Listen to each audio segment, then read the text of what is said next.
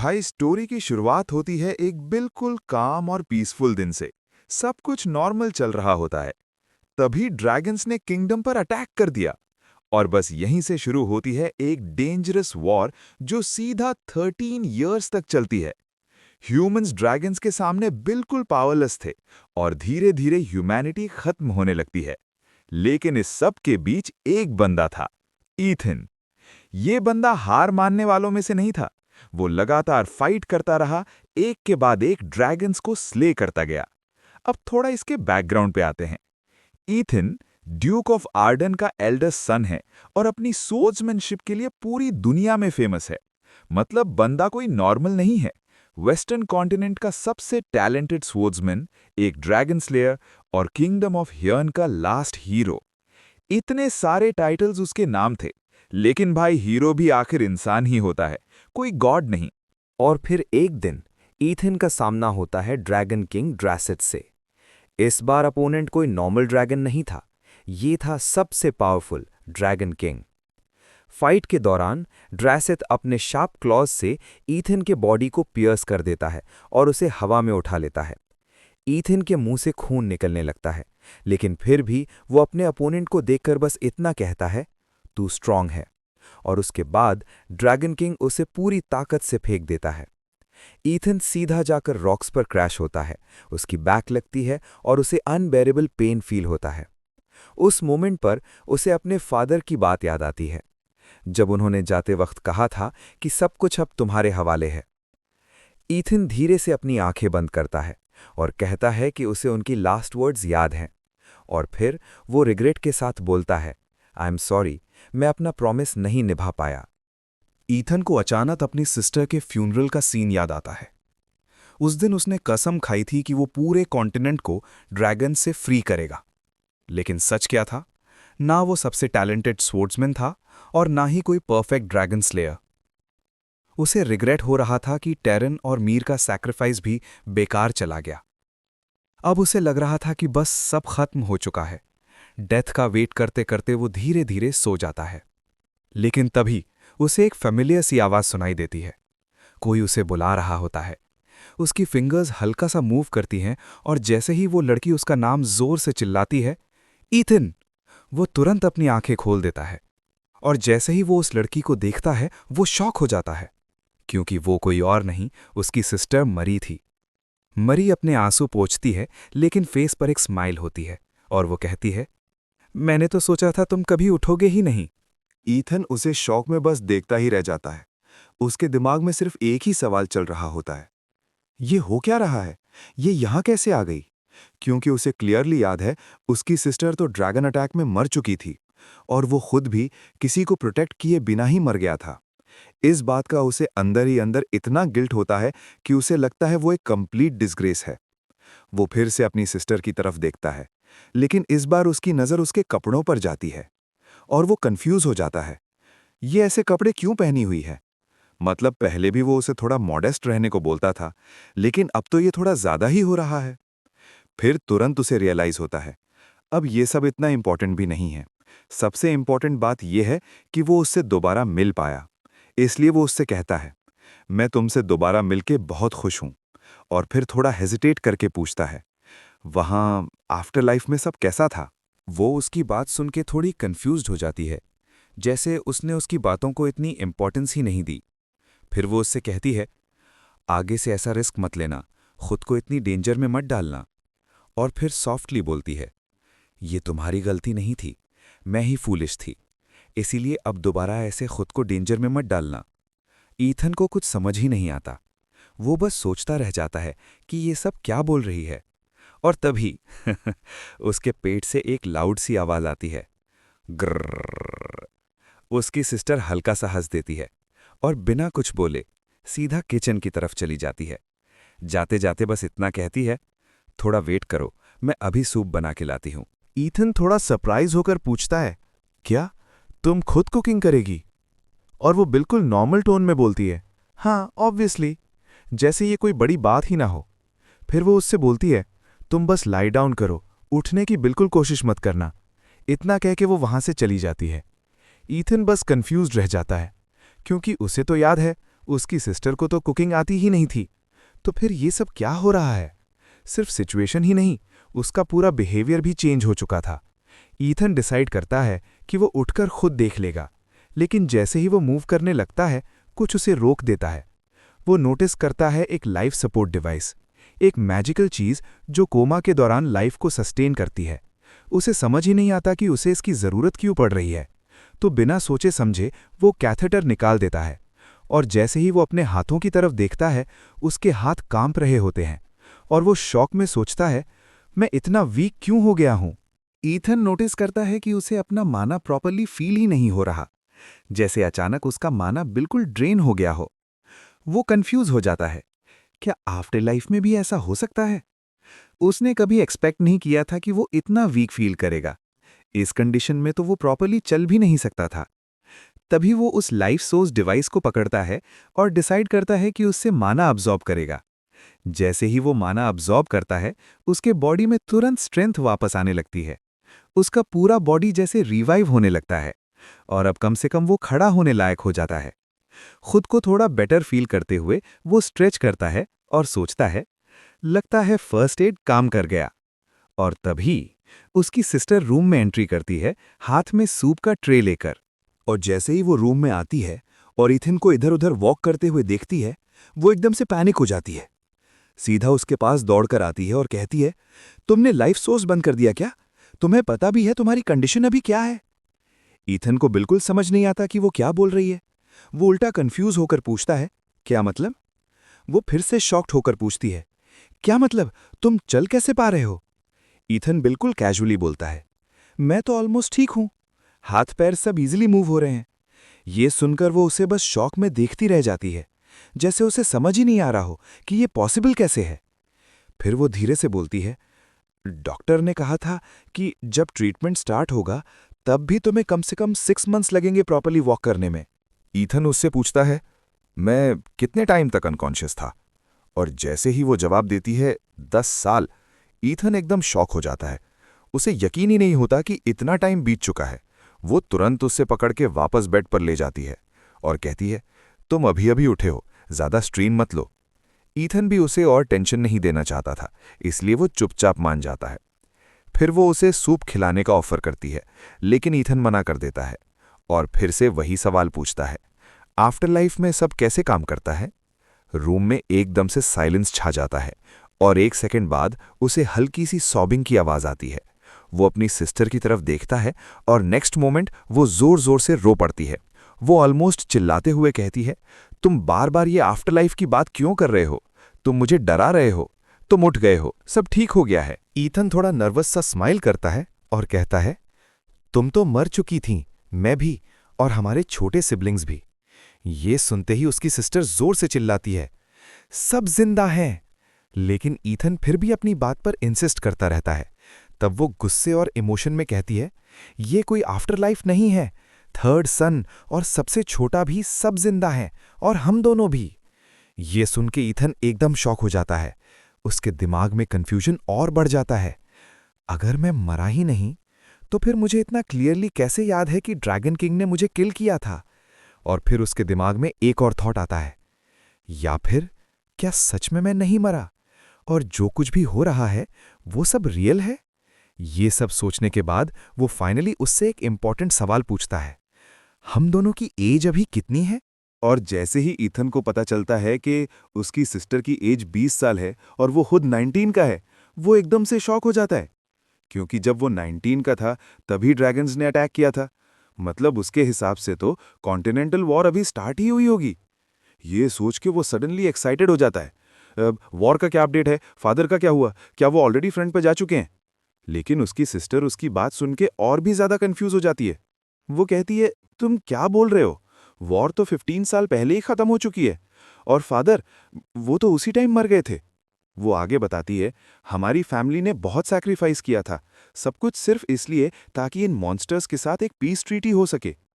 ये सब सुन के ईथन बिल्कुल ब्लैंक हो जाता है, जैसे उसका दिमाग काम करना बंद हो गया हो, और वो बस एक ही एक्सप्रेशन के साथ खड़ा रह जाता है, पूरा डम्बफाउंडेड। ईथन थोड़ा शॉक में पूछता है, क्या ड्रैगन्स के साथ पीस हो गया था? उसकी सिस्टर हाँ में जवाब देती है, ये सुन के ईथन और भी ज्यादा कंफ्यूज हो जाता है, क्योंकि उसे जितना याद है ऐसा कुछ भी नहीं हुआ था। जैसे उसकी मेमोरीज और रियलिटी दोनों मैच ही नहीं कर रहे। उसके दिमाग में एक के बाद एक क्वेश्चंस आने लगते हैं। क्या मैं सच में पास्ट में वापस आ गया हूं? लेकिन फिर वो सोचता है, नहीं, मेरा जो पास्ट था वो तो डिफरेंट था। फिर एक और थॉट इसके माइंड में आता है, अगर ये आफ्टर लाइफ नहीं है और मैं मरा भी नहीं और मैं 13 साल पीछे आ गया हूं, तो क्या इसका मतलब मैं किसी पैरेलल वर्ल्ड में आ गया हूं? ये सब सोचने के बाद वो अपनी सिस्टर से एक और सवाल पूछता है, हमारे सर्वेंट्स का क्या हुआ? ये सुनते ही उसकी सिस्टर थोड़ी नर्वस हो जाती है। वो अपनी स्कर्ट को टाइटली पकड़ लेती है और धीरे से कहती है, हमारे पास कोई सर्वेंट्स नहीं है। ईथन तुरंत पूछता है, लेकिन ऐसा क्यों हुआ? उसकी सिस्टर धीरे से जवाब देती है, हमारे पास अब पैसे ही नहीं बचे। ये सुन के ईथन और शॉक हो जाता है। वो तुरंत बोलता है, फैमिली के ट्रेजर्स का क्या हुआ? अगर उन्हें सेल करें तो काफी पैसा आ सकता है। लेकिन वो उसे बीच में ही रोक देती है और इस बार थोड़ी फर्मली कहती है, यही हमारा घर है अब, और हमारे पास कोई वैल्यूएबल चीज नहीं बची। ये सुन के ईथन एक नर्वस सी स्माइल देता है और कहता है, तुम मजाक कर रही हो ना? लेकिन इस बार वो कुछ नहीं बोलती, बस चुप रहती है और उसकी साइलेंस ही सब कुछ बता देती है। ईथन धीरे धीरे समझने लगता है, ये वो पास्ट नहीं है जो उसे याद था। ये एक डिफरेंट रियलिटी है, जहां उसकी पूरी फैमिली कंप्लीटली फॉल हो चुकी है। वेस्टर्न कॉन्टिनेंट के 7 कंट्रीज में से एक छोटा सा किंगडम था। साइज में छोटा जरूर था, लेकिन यहां से आती थी एक लेजेंडरी फैमिली, ड्यूक पार्डन की फैमिली।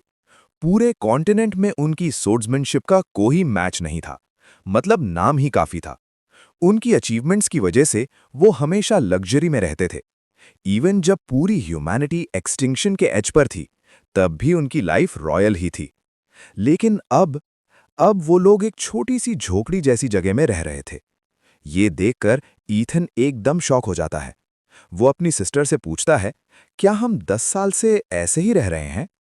उसकी सिस्टर बस चुपचाप सिर हिला देती है और ये देखकर ईथन और भी ज्यादा कंफ्यूज हो जाता है, क्योंकि उसे जो पास्ट याद है वो इससे बिल्कुल अलग था, जैसे वो एक कंप्लीटली डिफरेंट टाइमलाइन याद कर रहा हो। ईथन के दिमाग में सब कुछ घूम रहा होता है।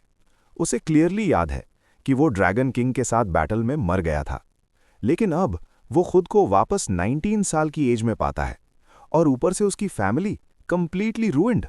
वो समझ ही नहीं पा रहा ये सब हो क्या रहा है। तभी वो सडनली एक्साइटेड होकर अपनी सिस्टर से कहता है, तुमने कहा था ना कि हमारी फैमिली ने वॉर में बहुत सैक्रिफाइस किया, तो फिर एम्परर ने हमें रिवॉर्ड क्यों नहीं दिया? उसकी सिस्टर शांति से जवाब देती है, रिवॉर्ड मिल चुका है। ईथन थोड़ा कंफ्यूज होकर पूछता है, क्या? वो कहती है, इम्यूनिटी, और आगे बताती है, his majesty 17th king Sigmund ने हमें defenders of the kingdom declare किया था और ऑर्डर दिया था कि हमें उसी रिस्पेक्ट के साथ ट्रीट किया जाए। ये सब सुन के ईथन और भी ज्यादा सरप्राइज हो जाता है, क्योंकि यहां तो किंग भी अलग है, मतलब सब कुछ ही डिफरेंट चल रहा है। उसकी सिस्टर आगे एक्सप्लेन करती है, उन्होंने तुम्हें first in line to succession immunity दिया है, मतलब तुम ऑलमोस्ट हर क्राइम से एग्जेम्प्ट हो। सिर्फ एक चीज अलाउड नहीं है, ट्रीजन। बाकी जो चाहे करो। और ये इम्यूनिटी सिर्फ तुम तक नहीं, पूरी 3 जनरेशंस तक चलेगी। ये सुन के ईथन के दिमाग में तुरंत कैलकुलेशन चलती है, मतलब कोई भी क्राइम, लिटरली कोई भी, इवन मर्डर भी माफ हो सकता है। वो सोचता है, ये तो नेक्स्ट लेवल पावर है। फिर वो कैजुअली पूछता है, बस इतना ही? उसकी सिस्टर कहती है, नहीं, हमें गोल्ड और ज्वेलरी भी मिली थी। लेकिन फिर थोड़ा रुक के बोलती है, लेकिन फैमिली ने वो सब खुद के पास ही रख लिया। ईथन को अभी भी समझ नहीं आ रहा होता। वो कहता है, तुमने तो कहा था ये हमारा घर है। तब मरी धीरे से बोलती है, वो पूरी तरह सच नहीं है। और फिर वो रिवील करती है, हमें 10 साल पहले यहां शिफ्ट किया गया था, सेनेट के ऑर्डर से। ये सुनते ही ईथन का फेस डार्क हो जाता है। वो गुस्से में पूछता है, किसने हिम्मत की ये सब करने की? तब मरी बताती है, सेनेट अर्दन फैमिली के ही 10 इनडायरेक्ट डिसेंडेंट से मिलकर बना है, मतलब अपने ही लोग। वो आगे एक्सप्लेन करती है, ड्रैगन वॉर के बाद, जिसमें फादर और ग्रैंडफादर दोनों मर गए थे, तब किंग ने ऑर्डर दिया था कि सेनेट टेम्पररीली फैमिली का ख्याल रखे। मरी आगे बताती है, किंग ज़ीगमंड को शायद डर था कि तुम छोटी एज में अपनी इम्यूनिटी और फैमिली हेड पोजीशन का मिसयूज कर सकते हो। ये सुनते ही ईथन अपने दांत भींच लेता है और अंदर ही अंदर सोचता है, ये किंग सच में इडियट है। और ये नया ज़ीगमंड, ये तो उससे भी ज्यादा बेकार है। उसे बिल्कुल एक्सपेक्ट नहीं था कि सेनेट इतना आगे बढ़ जाएगा कि वो पूरी फैमिली को ही कंट्रोल कर लेगा और उन्हें इस तरह से साइड में कर देगा। फिर ईथन सीधा सवाल करता है, फैमिली हेड का क्या हुआ? तब मरी उसे एक बोल ऑफ सूप देती है और कामली कहती है, जब तुम 20 साल के हो जाओगे तब वोट होगा और डिसाइड किया जाएगा कि नेक्स्ट हेड कौन बनेगा। ईथन सीधा पूछता है, तो क्या ये डिसाइड नहीं था कि मैं ही नेक्स्ट फैमिली हेड बनूंगा? मरी धीरे से जवाब देती है, वो ओरिजिनली प्लान था, लेकिन जब तुम कोमा में थे तब सेनेट ने अपना डिसीजन चेंज कर दिया। ये सुन के ईथन चुपचाप सूप पीने लगता है और अंदर ही अंदर सोचता है, अगर मैं फैमिली हेड बन गया तो उन सब के लिए बहुत बुरा होगा। उसकी आंखों में एक डार्क सा इंटेंट दिखने लगता है। जिन्होंने मेरी फैमिली को इतना सफ़र करवाया, मैं उन्हें बिना किसी डर के खत्म कर सकता हूं। वो आराम से पूरा सूप फिनिश करता है और कैलकुलेट करता है, मेरे 20th बर्थडे में अभी भी 8 महीने बाकी हैं, मतलब उसके पास टाइम है प्रिपेयर करने का। और तभी मरी फिर से रो पड़ती है। वो उसे देखकर कहती है, मुझे माफ कर दो, ये सब मेरी वजह से हुआ। मरी रोते हुए कहती है, अगर मैंने थोड़ी और कोशिश की होती तो तुम माना सर्च की वजह से कोमा में नहीं जाते। ये सुनते ही ईथन को अचानक सब कुछ समझ आ जाता है। उसके दिमाग में पुरानी मेमोरीज फ्लैश होने लगती हैं। 10 साल पहले जब वो सिर्फ 9 साल का था, तब उसने पूरी कोशिश की थी अपनी फैमिली की लॉस्ट एबिलिटी फोरसाइट को वापस लाने की। लेकिन जैसे ही उसने उस पावर को रीस्टोर करने की कोशिश की, उसे एक डेंजरस माना सर्ज हिट करता है और वही उसके कोमा का रीज़न बन जाता है। उस वक्त ना उसके ब्रदर्स के पास कोई रियल पावर थी और ना ही वो सेनेट के अगेंस्ट कुछ कर पाए। और मरी, वो तो सिर्फ 10 साल की छोटी सी लड़की थी। ईथन ये सब समझ जाता है और फिर सॉफ्टली अपनी सिस्टर से कहता है, रोना बंद करो, इसमें तुम्हारी कोई गलती नहीं है। मरी धीरे से कहती है, मुझे ही फैमिली को प्रोटेक्ट करना चाहिए था। लेकिन ईथन तुरंत उसे रोकता है, नहीं, ये मेरी गलती थी, मैंने ही तुम पर इतनी बड़ी रिस्पॉन्सिबिलिटी डाल दी। ये सुन के मरी अपना हाथ उसके शोल्डर पर रखती है और कहती है, मेरी तरफ देखो। ईथन उसकी तरफ देखता है और इस बार वो रो नहीं रही होती, बल्कि एक हल्का सा स्माइल कर रही होती है। वो कहती है, सब ठीक है, अब बस एक ही चीज़ मैटर करती है कि तुम जिंदा हो और ठीक हो। ये सुन के ईथन भी हल्का सा स्माइल करता है और उसे एम्प्टी प्लेट वापस देता है। कुकिंग अच्छी थी। मरी थोड़ी सी खुश हो जाती है और कहती है, मुझे खुशी है तुम्हें पसंद आया। फिर वो सॉफ्टली बोलती है, अब तुम रेस्ट करो। अभी अभी ईथन होश में आया था। दोनों एक दूसरे को गुड नाइट बोलते हैं और अब रूम में सिर्फ ईथन अकेला रह जाता है।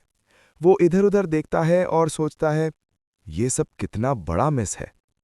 हाँ, एक चीज के लिए वो थैंकफुल था कि वो इस वर्ल्ड में वापस आ गया और सबसे इंपॉर्टेंट, वो अपनी सिस्टर से दोबारा मिल पाया। लेकिन बाकी सब कुछ बिल्कुल उल्टा चल रहा था। ईथन अपने आप से कहता है, जो भी चीज हमारी है मैं सब वापस लूंगा और जो भी आर्डन फैमिली के अगेंस्ट खड़ा होगा उसे दिखा दूंगा उसका अंजाम क्या होता है। और फिर एक नया दिन शुरू होता है। मारी किचन में खड़ी होती है और फ्रेश बना हुआ सूप देखकर हल्का सा स्माइल करती है।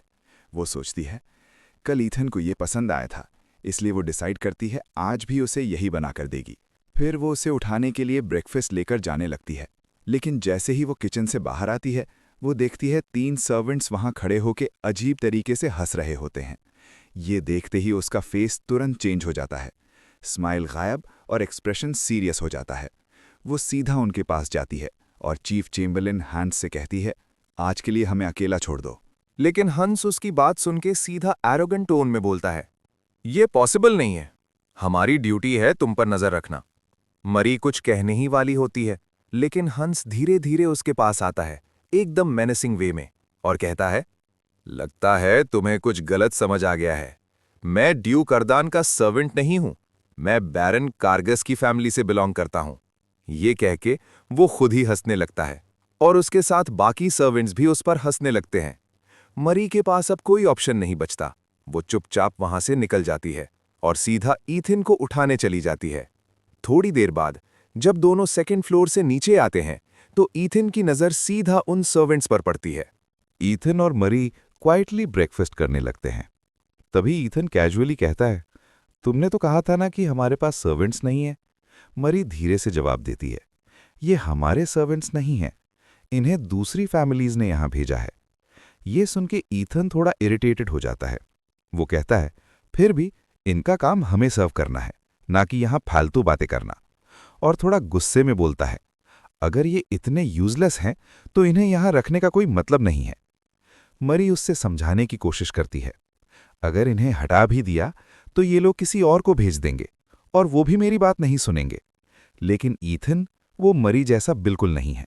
वो ये सब टॉलरेट करने वाला नहीं है। बस यही डिसाइड करके वो टेबल से उठ जाता है और मरी से कहता है, तुम खाना फिनिश करो, मैं अभी आता हूं। ईथन कैजुअली बोलता है, मैं जरा इन लोगों से बात करके आता हूं, और सीधा उनकी तरफ बढ़ जाता है। दूसरी साइड वही चीफ चेम्बरलेन हैंस एक अच्छी सी फर्निश्ड रूम में आराम से सोफा पर बैठा होता है बिल्कुल टेंशन फ्री। वो सोच रहा होता है, आखिर उसने हमें आज के लिए जाने को क्यों बोला? क्या वो आर्कड्यूक सच में उठ गया है? फिर खुद ही हंस देता है, ऐसी जॉब तो बस सपने में ही मिलती है। एक ऐसी जगह जो सबके लिए एग्जाइल है, लेकिन उसके लिए पूरा कंफर्ट जोन। वो सोचता है, जितना ज्यादा टाइम मैं यहां रह रहा हूं उतना ही मुझे ये जगह पसंद आ रही है।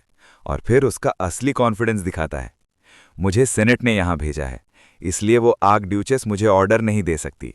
हंस अपने आप से सोच रहा होता है, मैं पूरा दिन कुछ करता भी नहीं और फिर भी मुझे पैसे मिलते हैं, इससे बेटर जॉब हो ही नहीं सकती। फिर उसके दिमाग में एक और थॉट आता है, और अब ड्यूक भी 10 साल के कोमा के बाद उठ गया है। इस न्यूज़ के लिए तो मुझे अच्छा खासा रिवॉर्ड मिलेगा। वो तुरंत अपने सबॉर्डिनेट से कहता है, जाओ एक लेटर प्रिपेयर करो। लेकिन तभी उसके पीछे से एक आवाज आती है, हंस। वो आवाज ईथन की होती है। जैसे ही हंस मुड़कर पीछे देखता है, ईथन सीधा उसके पास आता है और बिना एक सेकंड वेस्ट किए धाड़ एक पावरफुल पंच सीधा उसके फेस पर दे मारता है, इतना जोर का कि हंस सीधा उड़कर रूम के दूसरे कोने में जा गिरता है। हंस शॉक में पड़ जाता है, उसे समझ ही नहीं आता कि अभी हुआ क्या है। हांस अपने फेस को पकड़ के चिल्लाता है, किसने हिम्मत की? लेकिन जैसे ही वो ऊपर देखता है और सामने आर्चड्यूक ईथन को खड़ा देखता है, उसका पूरा एटीट्यूड एक सेकंड में गायब हो जाता है। वो एक साथ शॉक और डर दोनों फील करता है। ईथन उससे बस ठंडी आंखों से घूरता रहता है। आ! हांस दर्द से चीखता है और फिर धीरे धीरे डर के मारे पीछे हटने लगता है। वो घबराकर बोलता है, पास मत आना। लेकिन ईथन उसकी बात को बिल्कुल इग्नोर कर देता है। वो सीधा आगे बढ़ता है और उसके कपड़ों से पकड़ के उसे हवा में उठा लेता है। हांस जोर से चिल्लाता है, मैं कोई नॉर्मल सर्वेंट नहीं हूं, मैं प्रैक्टिकली एक नोबलमैन हूं। तो क्या हुआ अगर तुम आर्चड्यूक हो? ईथन उसे एक ठंडी गुस्से भरी नजर से देखता है और धीरे से पूछता है, क्या मतलब है तुम्हारा? ये सुनते ही हांस और भी ज्यादा नर्वस हो जाता है, लेकिन फिर भी वो हिम्मत जुटाकर बोलता है, सिर्फ इसलिए कि तुम आर्चड्यूक हो, तुम्हें ये हक नहीं मिल जाता कि तुम मेरे साथ ऐसा बिहेव करो। हांस के दिमाग में अभी भी यही चल रहा होता है, बैरन कार्गस की फैमिली मुझे बचा लेगी। ये सोच के वो हल्का सा ग्रिन करता है, लेकिन अगले ही सेकंड धड़ाप ईथन उसे इतना जोर से थप्पड़ मारता है कि उसका पूरा फेस साइड में मुड़ जाता है और रुकता भी नहीं, एक के बाद एक और हिट्स। ये देखकर बाकी सर्वेंट्स डर के मारे कांपने लगते हैं। ईथन ठंडी आवाज में बोलता है, सपने देखना बुरी बात नहीं है, लेकिन इतने बेकार सपने मत देखो। वो उसे घूरते हुए कहता है, तुम्हें लगता है वो पैथेटिक बैरन और उसकी फैमिली तुम्हें बचा लेगी? उसकी आंखों में सीधा गुस्सा दिख रहा होता है, मतलब तुम्हें अर्डन फैमिली की कोई रिस्पेक्ट ही नहीं है। हांस डर के मारे पूछता है, मेरे साथ ऐसा क्यों कर रहे हो? ईथन तुरंत जवाब देता है, तुम्हें सच में समझ नहीं आ रहा? और फिर अपना हाथ दोबारा उठाता है अगला ब्लो देने के लिए। ये देखते ही हांस को सब समझ आ जाता है। उसके दिमाग में एक ही नाम आता है, आर्चड्यूचेस मरी। डर के मारे हंस तुरंत सर्वेंट्स को चिल्लाता है, जल्दी जाओ और आर्चड्यूचेस की हेल्प करो। बाकी सर्वेंट्स बिना कुछ बोले तुरंत हिल जाते हैं। ईथन धीरे से उसे छोड़ देता है, लेकिन जाने से पहले वो उसके शोल्डर को जोर से पकड़ता है। और ठंडी आवाज में कहता है, ध्यान से सुन, अगले बार थोड़ा यूजफुल बनना। ये सुनते ही हंस सीधा उसके पैरों में गिर जाता है। मैं जरूर यूजफुल बनूंगा। वो डर के मारे तुरंत हाँ भर देता है, लेकिन अंदर ही अंदर सोच रहा होता है कि ये बंदा पागल हो गया है। ईथन बिना कुछ और बोले सीधा वहां से निकल जाता है। हंस उसे जाते हुए देखता रहता है और सोचता है, इतने वीक बॉडी में इतनी स्ट्रेंथ आई कहां से? जरूर इसने माना यूज किया होगा। फिर उसके दिमाग में एक और थॉट आता है, मुझे ये सब बैरन को रिपोर्ट करना पड़ेगा। उसकी आंखों में गुस्सा आ जाता है, इसका बदला तो वो जरूर लेगा। ईथन वापस अपने रूम में आता है और तुरंत रियलाइज करता है वो अभी भी काफी वीक है। वो सोचता है, अगर मैंने पहले से माना प्रिपेयर ना किया होता तो आज मैं खुद ही एम्बैरस हो जाता। उसका फेस थोड़ा सीरियस हो जाता है। कितने इंसोलेंट हो गए हैं ये लोग। हिम्मत कैसे हुई इनकी आर्डन फैमिली के अगेंस्ट जाने की। उसका गुस्सा और बढ़ने लगता है। ये सेनेट इनके सर काट कर ही चैन मिलेगा, तभी पता चलेगा असली ओनर कौन है इस डची का। लेकिन नेक्स्ट मोमेंट वो खुद को काम करता है। सबसे पहले मुझे अपनी बॉडी चेक करनी होगी। ये सोच के वो बेड पर बैठ जाता है और धीरे धीरे मेडिटेट करने लगता है। कुछ सेकंड्स बाद उसे अपने अंदर कुछ अजीब सा फील होता है। हाँ, मुझे पता था। वो फील करता है कि माना रिलीज होने की वजह से उसका पूरा सिस्टम फ्रैगमेंट्स में टूट गया है। उसके हाथ, पैर, पाम्स और एंकल्स तक माना हर जगह स्कैटर्ड है। लेकिन फिर भी वो इतना वरिड नहीं होता। ऑनेस्टली इतना भी बुरा नहीं है। कुछ हद तक ये मेरे लिए बेनिफिशियल भी हो सकता है। वो कामली सोचता है, अगर मैं कोई नॉर्मल नाइट होता तो शायद कब का मर चुका होता। लेकिन वो कौन है? मैं अभी भी कॉन्टिनेंट का बेस्ट स्वॉर्ड्समैन हूं। वो अपने बॉडी में एनर्जी फ्लो करता है और चेक करता है। 10 साल कोमा में रहने के बाद भी ये बॉडी इतनी बुरी कंडीशन में नहीं है। लेकिन फिर उसे एक प्रॉब्लम फील होती है। माना फ्लो करने वाली वेन्स काफी वीक हो चुकी हैं। ईथन डिसाइड करता है, मैं सब कुछ धीरे धीरे फिक्स करूंगा। और सबसे पहले वो स्टार्ट करता है रेजोनेंस से। रेजोनेंस का मतलब होता है एनवायरनमेंट से सेम वेवलेंथ का माना एब्जॉर्ब करना और उसे एक पॉइंट पर कॉन्सेंट्रेट करना जब तक रिक्वायर्ड अमाउंट वापस ना आ जाए। ईथन डिसाइड करता है, सबसे पहले मैं अपना स्वॉर्ड वाला हाथ रिकवर करूंगा। और फिर वो पूरा फोकस लगा के कॉन्सेंट्रेट करना स्टार्ट कर देता है। पूरा सुबह वो बस इसी में लगा रहता है और जब आफ्टरनून होता है वो घर से बाहर निकलता है और स्ट्रेच करता है। पूरी सुबह रेजोनेंस में चली गई। अब प्रैक्टिस का टाइम है। वो सोचता है, टेक्निक पॉलिश करने से पहले मुझे अपनी बेसिक इंड्योरेंस वापस लानी होगी। और फिर वो पुशअप स्टार्ट करता है, रनिंग करता है और ये सब चलता रहता है शाम तक। जो सर्वेंट्स उससे इतनी देर से देख रहे होते हैं वो सब शॉक में होते हैं। ये बंदा मॉन्स्टर है क्या? इतनी वीक कंडीशन में भी इतनी हैवी ट्रेनिंग। तभी अचानक एक छोटे बच्चे की आवाज सुनाई देती है, आज डचेस! ईथन तुरंत अलर्ट हो जाता है। उसकी नजर सीधा उस लड़के पर पड़ती है और वो थोड़ा इरिटेटेड होकर पूछता है, ये कौन है और मरी को क्यों ढूंढ रहा है? वो लड़का हांफते हुए जवाब देता है, सर मायर्स, उन्होंने बार में फिर से सीन क्रिएट कर दिया है। अगर लेडीशिप ने उन्हें नहीं रोका तो सिचुएशन और बिगड़ जाएगी। फिर वो लड़का ईथन की तरफ देख के पूछता है, और आप कौन हो? मैंने आपको पहले कभी नहीं देखा। ये सुन के ईथन एकदम सरप्राइज हो जाता है, क्योंकि उसे याद है पास्ट में वो कभी अल्कोहल के पास भी नहीं गया। उसकी लाइफ सिंपल थी, खाना, सोना और ट्रेनिंग। बस मसल्स, मिल्क और प्रोटीन, यही सब उसके दिमाग में रहता था। बचपन से ही वो सबसे बड़ा और स्ट्रांग था और अपनी स्ट्रिक्ट रूटीन और ऑब्सेशन की वजह से वो कभी ऐसी जगह पर सीन क्रिएट नहीं करता था। लेकिन अब बार में हंगामा, ये उसके लिए बिल्कुल नया था। वो तुरंत हांस को बुलाता है, चलो मायर्स को ढूंढते हैं। हांस बिना कुछ बोले उसे बार की तरफ ले जाता है और एंटर करने से पहले धीरे से कहता है, यंग ड्यूक रिसेंटली यहां कुछ ठग्स के साथ देखा गया था। मुझे लगता है आज भी वो यहीं होगा। ईथन सोचता है, लगता है ये पहली बार नहीं है। मेयर्स पहले भी ऐसे ही प्रॉब्लम्स क्रिएट करता रहा है।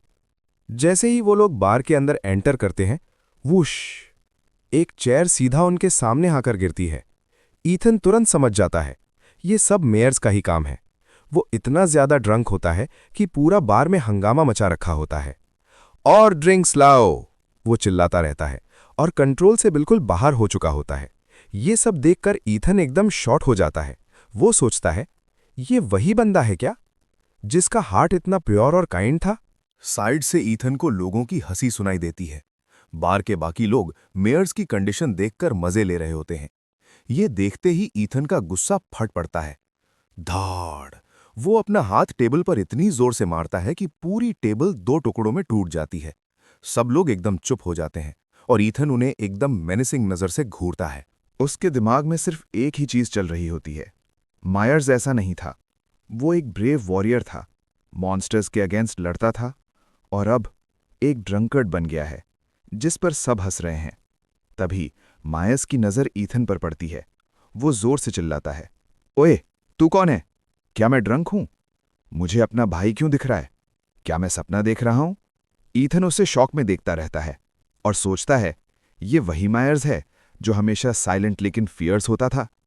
उसका गुस्सा और बढ़ने लगता है। ये अब क्या बन गया है? ईथन सीधा आगे बढ़ता है और बिना कुछ बोले थाक मायर्स के सर के पीछे एक सॉलिड हिट देता है और वो तुरंत बेहोश हो जाता है। ईथन ठंडी आवाज में कहता है, इसका हिसाब बाद में करूंगा। तभी हंस उन थग्स की तरफ इशारा करता है जो अभी तक मायर्स के आसपास खड़े थे। उनमें से एक बंदा धीरे से सोचता है, क्या ये सच में आज ड्यूक है? ये तो 10 साल पहले माना सर्च से मर गया था ना? वो सिचुएशन समझ जाता है और डिसाइड करता है, बेटर है पंगा ना लिया जाए।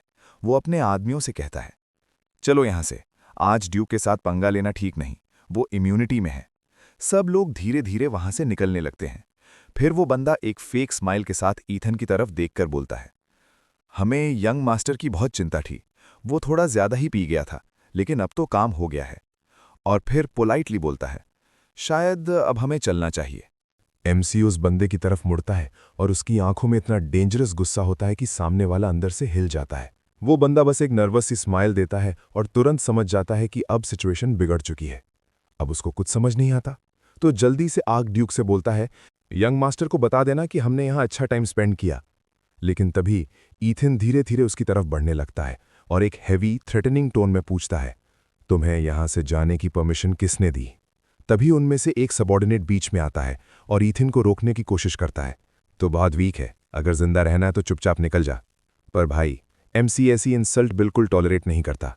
अगला सेकंड धड़ाम, वो सीधा उस बंदे के मुंह पर फुल फोर्स से पंच जोड़ देता है और वो बंदा हवा में उड़ता हुआ सीधा जाके दीवार से टकरा जाता है। थग्स के लीडर के फेस पर एक छोटा सा कट दिखाई देता है और वो थोड़ा कंफ्यूज हो जाता है। उसे समझ ही नहीं आता कि अभी हुआ क्या है। तभी ईथन ठंडी आवाज में बोलता है, लगता है ड्यूक की फैमिली की अब कोई रिस्पेक्ट ही नहीं रही। तुम जैसे कीड़े ड्यूक के लोगों पर हंसने की हिम्मत कैसे कर सकते हो? तुमने बहुत बड़ी गलती कर दी है। ये सुनते ही वो बंदा अंदर से थोड़ा पैनिक हो जाता है और जैसे ही वो ईथन को अटैक के लिए मूव करते देखता है, उसकी नज़र ईथन के फिंगर टिप्स पर जाती है। वहां माना देखकर वो शॉक हो जाता है। ये अभी भी माना यूज कर सकता है? वो तो समझ रहा था कि ईथन अपनी पावर खो चुका है, लेकिन जितना माना वो देख रहा होता है उतना काफी होता है उसे हैंडल करने के लिए। इसलिए वो तुरंत रेडी हो जाता है और अटैक को पैरी करने की प्रिपरेशन कर लेता है। लेकिन एमसी इतनी तेजी से अटैक करता है कि वो बंदा रिएक्ट भी नहीं कर पाता और उसके हाथ और उंगलियां टूट जाती हैं। दर्द फील होते ही वो जोर से चीखने लगता है। ये देखते ही उसके सबॉर्डिनेट्स तुरंत ईथन पर टूट पड़ते हैं और वो बंदा अंदर ही अंदर सोचता है, ये लोग इतनी हिम्मत कैसे कर सकते हैं? मैं अपने छोटे भाई का बदला जरूर लूंगा। इसके बाद पूरा बार चीखों से भर जाता है। हर तरफ सिर्फ स्क्रीम्स ही सुनाई देती हैं। हंस ये सब देख रहा होता है और इस खूनी सीन को देखकर डर जाता है। वो सोचता है, ये इंसान नहीं, एक मॉन्स्टर है। आखिरकार एमसी सबको खत्म कर देता है। फिर वो सर्वेंट को बुलाता है और ऑर्डर देता है कि जगह को साफ करें और कहता है कि वो और उसका भाई अब घर जा रहे हैं। टाइम बीतने लगता है और जल्द ही अपने फादर की डेथ के बाद उनकी मदर भी उन्हें फॉलो कर लेती है। मायर्स अभी काफी छोटा था, इसलिए उसे अपने पेरेंट्स की यादें भी धुंधली सी ही याद हैं। उसके लिए ईथन ही सब कुछ बन चुका था, बिल्कुल एक फादर फिगर जैसा। मायर्स अचानक एक ड्रीम से उठता है और तुरंत बेड से उठकर अपने भाई को बुलाता है, भाई। लेकिन अगले ही सेकंड वो रुक जाता है। अपनी सांस संभालता है और सोचने लगता है, शायद मैं कल इतना ज्यादा पी गया था कि मुझे भाई दिखने भी लग गए। पर ये पॉसिबल ही नहीं है। अगर मैं स्ट्रांग होता तो वो आज मेरे साथ होता। ये सोचते ही उसकी आंखों से आंसू निकलने लगते हैं और वो धीरे से माफी मांगता है, मुझे माफ कर दो। और तभी रूम का डोर खुलता है। एमसी अंदर आता है और कैजुअली बोलता है, तू मुझे बुला रहा था? ये सुनते ही मायर्स तुरंत रोना बंद कर देता है और शौक में उसकी तरफ देखता है। ये सच में भाई है? वो उसकी तरफ देखकर हल्की सी स्माइल देता है और कहता है कि अब वो वापस आ गया है। ये सुनते ही मायर्स तुरंत बेड से कूद पड़ता है और सीधा उससे जाके जोर से हग कर लेता है और फिर से रोने लगता है। लेकिन इस बार खुशी के आंसू होते हैं। ईथन ये सब देखकर सोचता है, लगता है बस थोड़ी देर के लिए इसका दिमाग डिस्टर्ब हो गया था, ये बिल्कुल भी नहीं बदला। फिर वो थोड़ा सा ऑकवर्ड होकर बोलता है, मुझे सांस नहीं आ रही और तू शराब की स्मेल कर रहा है। ये सुनते ही मायर्स तुरंत पीछे हट जाता है और जल्दी से माफी मांगता है, सॉरी, अब मैं दोबारा बॉटल को हाथ भी नहीं लगाऊंगा। फिर वो थोड़ा सीरियस होके पूछता है, पर आप खुद के साथ इतने स्ट्रिक्ट क्यों हो? अब जब दोनों वापस साथ थे तो सोचा कि साथ में एक ड्रिंक ले लेते हैं। फिर ईथन पूछता है, तरन कहाँ है? जैसे ही उसका नाम लिया जाता है वो बंदा थोड़ा घबरा जाता है। तब एमसी पूछता है, मरी ने इसके बारे में कुछ नहीं बताया तुम्हें? क्या तुम लोग कुछ छुपा रहे हो?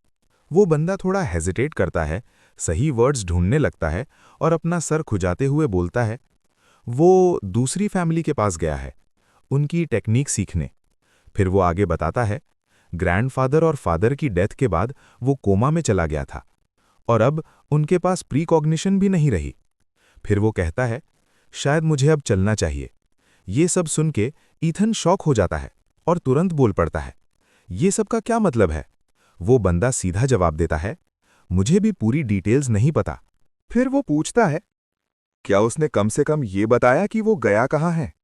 तभी डोर पर नॉक होती है। हंस बाहर से आवाज देता है। ये देखकर वो सोचता है, ये हमेशा की तरह बिल्कुल टाइम पर आया है। एक हैवी साई लेता है और उसे अंदर आने की परमिशन दे देता है। फिर पूछता है, क्या काम है? हंस आगे बढ़कर उसे कॉइन्स का एक बैग देता है। वो बैग ले लेता है और अपना काम रैप अप करने लगता है। एमसी ये देखकर खुश हो जाता है, क्योंकि उनके पास वैसे भी पैसे की काफी कमी चल रही होती है।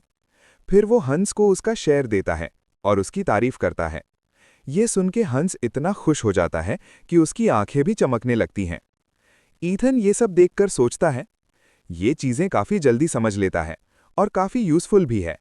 ईथन सोचता है, क्या तरन भी किसी प्रॉब्लम में है? उसे थोड़ा अफसोस होता है कि उसे ये भी नहीं पता कि वो गया कहाँ है, लेकिन कम से कम ये तो पता है कि वो जिंदा है और अब उसे अपनी फैमिली को वापस खड़ा करना होगा। और वो डिसाइड करता है, शुरुआत मायर्स से करेगा। वो उसके सामने एक चेयर रखता है और उससे बैठने को बोलता है। फिर कहता है, अपना रिस्ट दिखा, चेक करता हूं कहीं तूने शराब से खुद को बर्बाद तो नहीं कर लिया।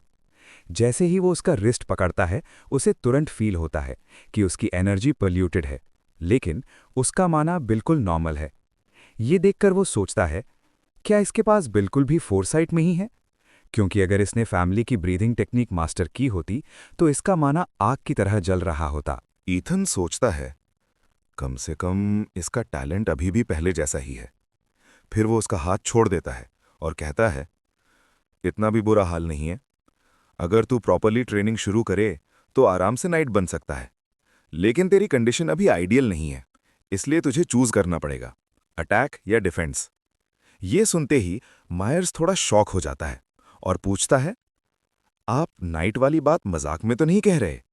ईथन हल्का सा स्माइल करता है और कहता है, मुझे तुझ पर भरोसा है। मुझे अपनी फैमिली के सीक्रेट्स पता हैं। मैं तुझे नाइट बना सकता हूं, अगर तू खुद ये चाहता है तो। ये सुन के मायर्स और भी कंफ्यूज हो जाता है और कहता है, मुझे लगा ये तो इम्पॉसिबल है। तो अब उसे चूज करना है, अटैक या डिफेंस। और वो डिसाइड करता है, मैं डिफेंस चूज करूंगा। मैं आपको और अपनी पूरी फैमिली को प्रोटेक्ट करूंगा। ये सुनते ही एमसी कहता है, तो फिर तुझे बहुत हार्ड ट्रेनिंग करनी पड़ेगी। क्या तू इसके लिए रेडी है? मायर्स बिना हेजिटेट किए कॉन्फिडेंस के साथ हाँ में सर हिला देता है।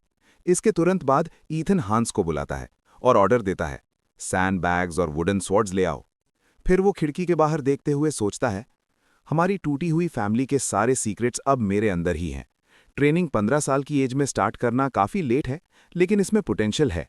मैं इसे एक वर्दी आदमी बनाऊंगा। मीनवाइल सीन शिफ्ट होता है कारगस के घर में, जहां फैमिली का हेड बैरन हेलमट को एक खबर मिलती है कि आर्च ड्यूक होश में आ चुका है। ये सुनते ही वो तुरंत एक सर्वेंट को बुलाता है और उसे एक लेटर देता है और कहता है, इसे काउंट फर्नेस तक पहुंचा दो। सर्वेंट तुरंत वहां से निकल जाता है। उसके बाद हेलमट सोचने लगता है, आर्च ड्यूक ईथन टैलेंट भी रखता है और अभी भी परफेक्ट कंडीशन में है। उसकी आंखें बिल्कुल उसके फादर जैसी हैं। फिर वो डिसाइड करता है, ये बात सेनेट को तुरंत बतानी होगी कि होमलैंड का स्पिरिट वापस आ चुका है। मीनवाइल एमसी अपने भाई की ट्रेनिंग शुरू कर देता है। वो उसे समझाता है, जब तू स्वॉर्ड स्विंग करे तो उसे प्रॉपर्ली शेप दे, तब अटैक एक अलग मूव नहीं लगेगा बल्कि एक स्मूथ सीक्वेंस बन जाएगा। फिर वो खुद उसे डेमोन्स्ट्रेट करके दिखाता है, लेकिन मायर्स इतने सारे अटैक्स हैंडल नहीं कर पाता और गिर जाता है। तब ईथन उससे समझाता है, इसीलिए जब तू ब्लॉक करे तो सिर्फ एक अटैक पर फोकस मत कर, तुझे लगातार हर ब्लो को पैरी करना होगा। फिर वो कहता है, अगर सब समझ आ गया है तो उठ जा, एनिमी कभी वेट नहीं करेगा, या फिर तेरी विल इतनी वीक है। ये सुनते ही मायर्स तुरंत जवाब देता है, बिल्कुल नहीं। फिर वो स्वॉर्ड उठाता है और फुल एनर्जी के साथ कहता है, मैं अभी गिव अप नहीं करूंगा, चाहे कुछ भी हो, मैं आपका अटैक रोकूंगा। ईथन उसके सामने रेडी हो जाता है और उसके स्पिरिट की तारीफ करता है, और फिर दोनों दोबारा ट्रेनिंग कंटिन्यू करते हैं। हांस खिड़की से उन्हें देख रहा होता है। वो सोचता है, ये लोग सुबह से ट्रेनिंग कर रहे हैं, बिना किसी ब्रेक के। ये तो बिल्कुल मॉन्स्टर्स जैसे हैं। वो मायर्स की कंडीशन देखकर सोचता है, 10 साल बाद मिले भाई को इसने तो बिल्कुल खून से लथपथ कर दिया। या फिर ड्यूकल फैमिली में प्यार ऐसे दिखाया जाता है। ऊपर से यंग मास्टर को तो पिटना पसंद भी आ रहा है। मुझे तो ये लोग बिल्कुल समझ नहीं आते। फिर वो अपने आप से सोचता है, अगर ये अपने भाई के साथ ऐसा कर सकता है तो मुझे तो और भी केयरफुल रहना पड़ेगा, कहीं मैं इसके गुस्से का शिकार न बन जाऊं। स्पेशली आर्च डचेस के साथ मुझे और ज्यादा पोलाइटली रहना होगा, कंसिडरिंग मैंने क्या किया था। तभी उसके पास खड़ी मरी भी उन्हें देख रही होती है और हल्की सी स्माइल के साथ सोचती है, अब हम कैसे जिएंगे। ईथन के वापस आने के बाद सब कुछ कितना बदल गया है। मरी बाहर देखते हुए नोटिस करती है कि सर्वेंट सब अपने काम में बिजी हैं, और वो सोचती है, उस दिन के बाद से ही सब लोग इतनी मेहनत से काम करने लगे हैं। फिर वो हांस की तरफ मुड़ती है, जिससे हांस थोड़ा घबरा जाता है और वो उससे पूछती है, ईथन ने तुमसे ऐसा क्या कहा था कि सब लोग इतना काम करने लगे? ये सुनते ही हांस का चेहरा सफ़ेद पड़ जाता है। उसे याद आता है, ईथन ने कुछ कहा नहीं था, वो बस उसे पीट रहा था। उसके दिमाग में वो सारी बुरी यादें वापस आ जाती हैं और वो बस नर्वस हंसी हंसने लगता है। तभी मरी उससे दोबारा बुलाती है और हांस सोचता है, अगर आर्चड्यूक ऐसे ही बात करता है तो मैं उससे बात ही नहीं करना चाहता। फिर वो जल्दी से आर्च डचेस से माफ़ी मांगता है और उसे एक प्लेट देता है फ्रेश अवन से निकले हुए कुकीज़ की, और ऑकवर्डली बोलता है, आज का वेदर भी काफ़ी अच्छा है। फिर हंस ऑकवर्डली बोलता है, शायद आप टी पार्टी करना पसंद करेंगी। मरी खुशी से कुकीज़ एक्सेप्ट कर लेती है और सोचती है, यह अचानक टॉपिक क्यों चेंज कर रहा है। लगता है ये क्वेश्चन का आंसर देना ही नहीं चाहता। लेकिन जैसे ही मरी कुकीज़ टेस्ट करती है, उसका ध्यान तुरंत वहां से हट जाता है और फिर टाइम पास होने लगता है। हंस अपने रूम में चला जाता है और वहां जाके एक क्रिस्टल बॉल निकालता है बैरन से कांटेक्ट करने के लिए। फिर वो एक छोटा सा स्टोन निकालता है और सोचता है, मुझे इससे केयरफुली यूज करना होगा। ये स्टोन मेरी 1 महीने की कमाई के बराबर है। फिर वो उस स्टोन को क्रिस्टल बॉल के पास रखता है और तुरंत क्रिस्टल बॉल एक्टिवेट हो जाता है। क्रिस्टल बॉल एक्टिवेट होते ही हेलमेट की आवाज आती है, मैं तुम्हारी रिपोर्ट का वेट कर रहा था। क्या आर्कड्यूक होश में आ गया है? हंस तुरंत कंफर्म करता है, हाँ, वो जाग चुका है और अब वो माना भी यूज कर सकता है। ये सुनते ही हेलमेट थोड़ा सोच में पड़ जाता है और कहता है, मतलब वो अभी भी उतना ही टैलेंटेड है जितना 10 साल पहले था। फिर वो आगे बोलता है, एल्डर्स की मीटिंग जल्दी होने वाली है, मुझे हर चीज की इन्फॉर्मेशन देता रहना। वो कॉल खत्म करने ही वाला होता है, तभी हंस जल्दी से बोलता है, आर्कड्यूक काफी क्रूअल है, हमें थोड़ा केयरफुल रहना पड़ेगा। लेकिन हेलमेट बिना टेंशन के कहता है, इससे कोई फर्क नहीं पड़ता, मीटिंग में सब कुछ हमारे हिसाब से होगा। फिर वो कहता है, मैं तुझे सीक्रेटली और पैसे भेजूंगा, तू बस उस पर नजर रखता रह। ये सुनते ही हंस काफी खुश हो जाता है और उसका शुक्रिया अदा करता है। उसके बाद हेलमेट कहता है, 1 महीने बाद मुझे नेक्स्ट रिपोर्ट चाहिए, और फिर कनेक्शन तोड़ देता है। हांस सोचता है, ये तो कमाल का मौका है। लाइफ में एक ही बार मिलता है ऐसा चांस। वो सोचता है, बैरन को अभी तक पता ही नहीं है कि आर्चड्यूक कितना पावरफुल है, तो फिलहाल मैं बस ऑब्जर्व करता हूं और बाद में विनर के साइड हो जाऊंगा। फिर वो सोचता है, अगर आर्चड्यूक जीत गया तो उसके पास रहना बुरा आइडिया नहीं होगा, बाद में फायदा ही मिलेगा। तभी अचानक डोर पर नॉक होती है। एक मेड आकर बताती है, ड्यूक्स ने ट्रेनिंग फिनिश कर ली है। ये सुनते ही हांस थोड़ा एक्साइटेड हो जाता है और तुरंत बोलता है, जल्दी से ठंडा पानी ले आओ और वेट टॉवल्स भी, और तुरंत चाय भी बना दो। मेड वहां से चली जाती है और हांस अपने आप से सोचता है, फिलहाल के लिए मुझे आर्चड्यूक के गुस्से से दूर ही रहना होगा। टाइम पास होता है और ट्रेनिंग कंटिन्यू रहती है। एमसी फिर से अटैक करता है। इस बार मायर्स उस अटैक को ब्लॉक कर लेता है और अंदर ही अंदर स्माइल करता है। वो सोचता है, सिर्फ कुछ ही दिन हुए हैं ट्रेनिंग को और मैं ऑलरेडी इनके अटैक्स का आदत डालने लगा हूं। फिर वो आगे बढ़ता है और डिसाइड करता है, एक बार और टेस्ट करता हूं। मायर्स थोड़ा नर्वस हो जाता है, लेकिन फिर भी वो अपनी स्वॉर्ड स्विंग करता है।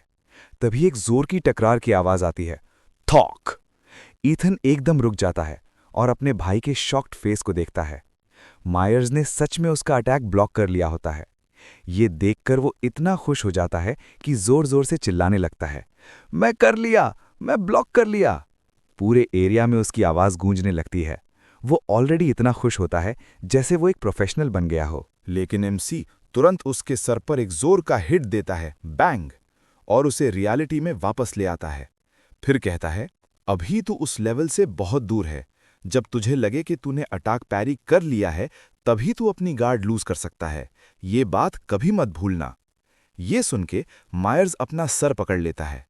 तब ईथन अंदर ही अंदर सोचता है, लेकिन जो मैंने कहा उसके बावजूद मुझे मानना पड़ेगा, इसमें नेचुरल स्ट्रेंथ और एंड्योरेंस है, और ये काफी जल्दी अडैप्ट भी कर लेता है।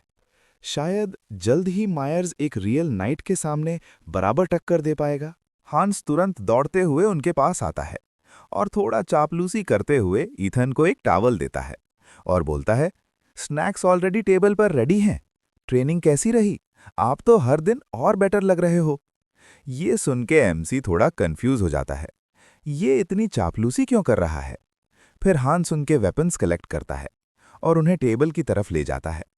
थोड़ा हेजिटेट करते हुए बोलता है, एक्चुअली मुझे आपसे कुछ कहना था। बैरन कारगास ने आज मुझसे कांटेक्ट किया था। ये सुनते ही ईथन टेबल पर बैठ जाता है और सीधा पूछता है, तुम ये सब क्यों कर रहे हो? हांस जवाब देता है, उन्होंने मुझे ऑर्डर दिया है कि मैं आप पर नजर रखूं और हर चीज की रिपोर्ट उन्हें दूं। फिर वो थोड़ा इमोशनल होके बोलता है, लेकिन वो मुझे समझते क्या हैं? मैं आपका लॉयल सर्वेंट हूं, मैं उनके लिए ऐसा काम कैसे कर सकता हूं? वो इतना गुस्से में आ जाता है कि उसे गाली देने तक के लिए रेडी हो जाता है। एमसी ऑब्वियसली उसकी बात पर बिलीव नहीं करता, और हांस जब प्राउडली बोलता है, मैं उससे और पैसे मांग के आया हूं, तो ईथन उसकी तरफ इंटरेस्ट से देखता है, क्योंकि उसे भी पैसे की जरूरत होती है।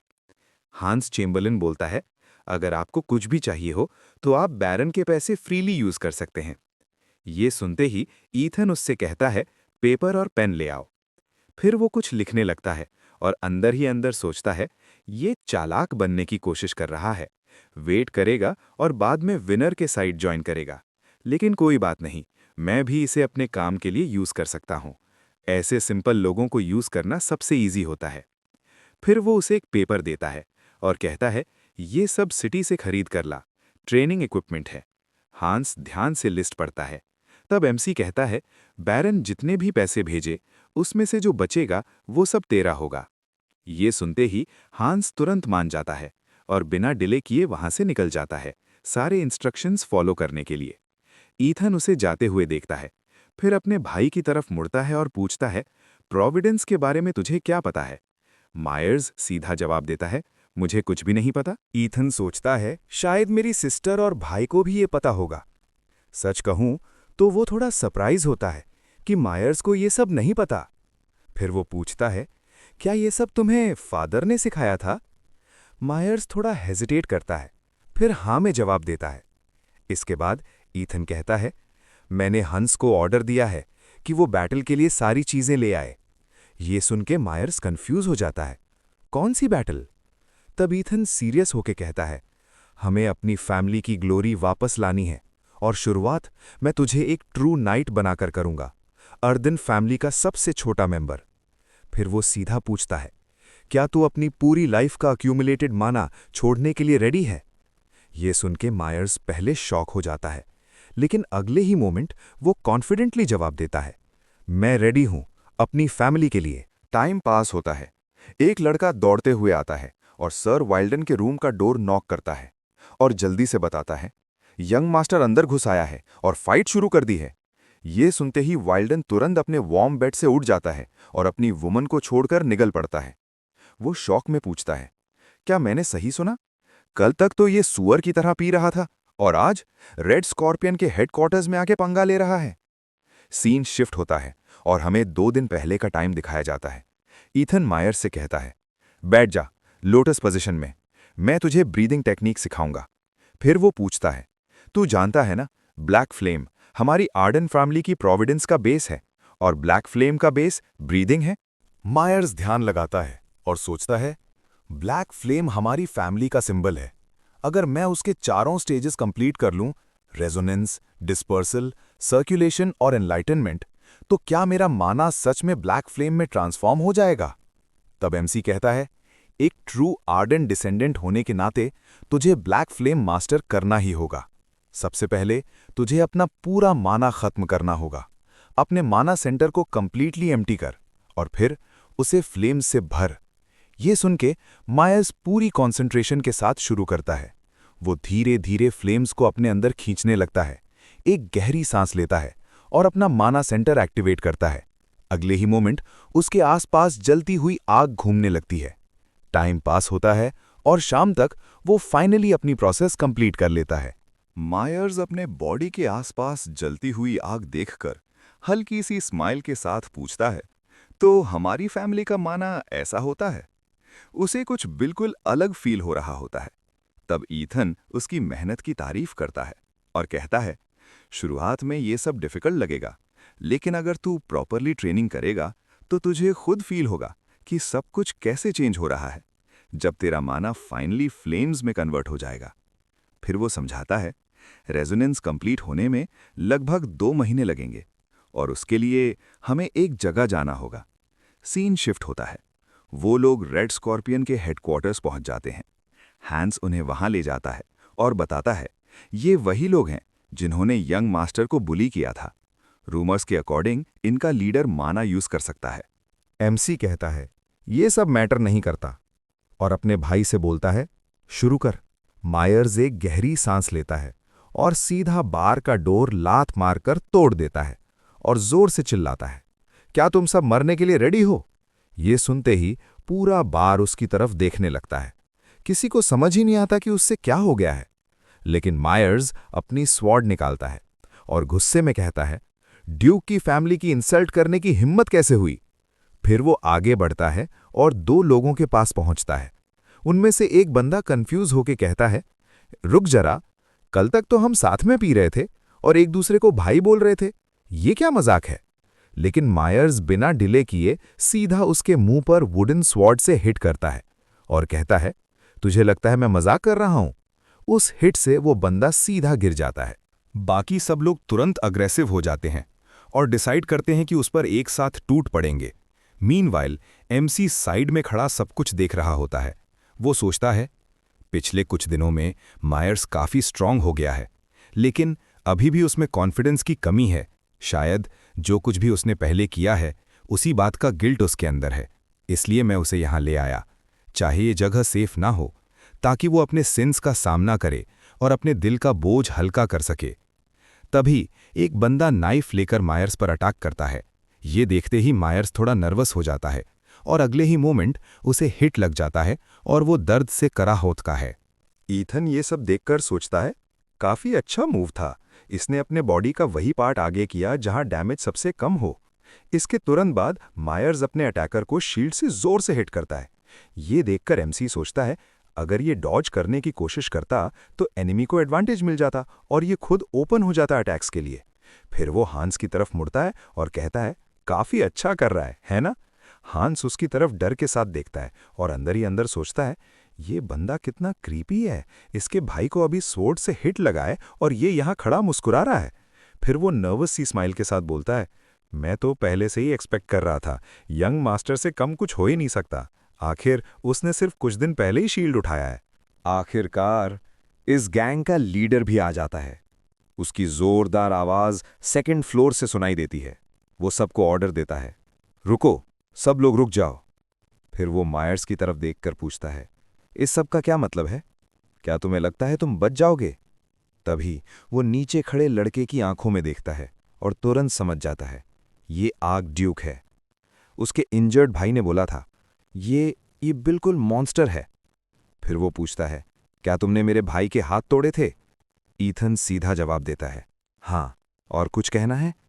ये सुन के वॉन नाराज होकर सांस लेता है और सोचता है, कितना एरोगेंट हो गया है। अभी के अभी इसे मार देता, लेकिन मुझे अपने आप को कंट्रोल करना होगा। वो सोचता है, सबसे पहले मुझे बैरन से बात करनी होगी। फिर वो ईथन को सजेस्ट करता है, यहीं पर बात खत्म कर देते हैं। हमें काफ़ी नुकसान हो चुका है, लेकिन आपकी फैमिली की रेपुटेशन देखते हुए हम शांति से अलग हो जाते हैं। ये सुनते ही ईथन सिर्फ हंसता है और सोचता है, अभी तक मेरे भाई को ऑलमोस्ट बर्बाद कर दिया और अब अच्छा बनने का नाटक कर रहा है।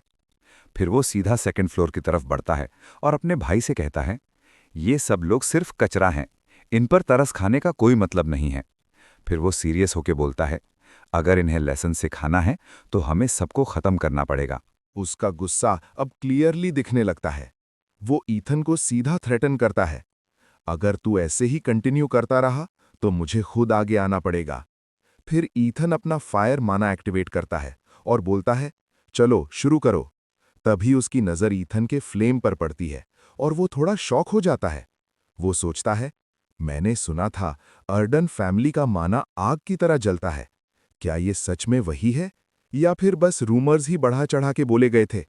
फिर वो खुद को संभालता है, चाहे ये फायर माना हो या सामने आर्च ड्यूक ही क्यों ना हो, मुझे कोई फर्क नहीं पड़ता। इसके बाद वो भी अपना माना रिलीज करता है और अंदर ही अंदर सोचता है, क्या उसे लगता है कि माइटी वाइल्डन उससे डर जाएगा?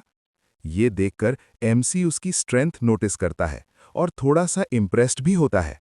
तभी अचानक वो बंदा सीधा ईथन पर झपट पड़ता है और चिल्लाता है, अब पछतावा हो रहा है अपने काम पर। लेकिन ईथन आराम से उसका अटैक डॉज कर देता है और स्मर्क के साथ बोलता है, बेवकूफ। उसके बाद वो लगातार कुछ फास्ट अटैक्स करता है, जिससे वो बंदा बैलेंस लूज कर देता है और सीधा पीछे गिर जाता है।